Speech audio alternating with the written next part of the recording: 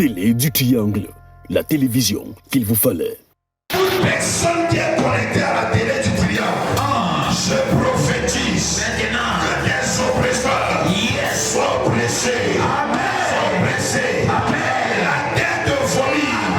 Et la tête des ennemis. Et la tête des ennemis. Et si une nuit de prière pouvait devenir le théâtre d'un véritable combat spirituel? Le 20 août dernier, à l'église des réveils de la nouvelle création, Assemblée de Monatélé, les fidèles se sont réunis autour d'un thème pour le moins saisissant. Terre, vomis-moi. Et pour cet acte 2, le sous-thème était encore plus percutant. Cet enterrement n'aura pas lieu.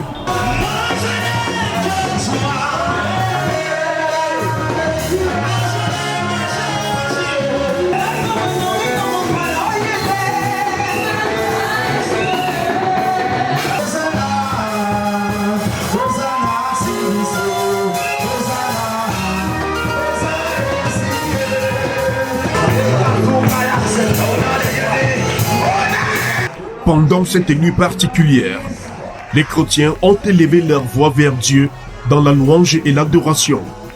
La chorale et l'orchestre, portés par des musiciens particulièrement talentueux, ont installé une atmosphère électrique dans l'assemblée. Mais derrière les chants et les battements de mains, le message était clair. Prier pour empêcher ce que les fidèles considèrent comme des plans de destruction de l'ennemi.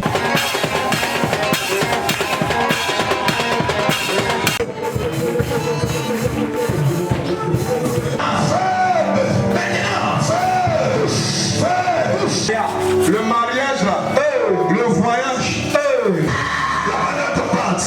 le feu. Les prières se sont intensifiées. Les mains ont claqué. Les voix se sont élevées. Et certains fidèles sont entrés en transe. La terre s'ouvre, ça te vomit, et ça en va tes ennemis. Au cœur de cette nuit, le prophète Dati Prophétikos, le visionnaire de la nouvelle création, prédication, prophétie et séances de délivrance se sont succédés devant une assemblée totalement engagée. Pour les participants, cette nuit représentait un combat spirituel pour la vie.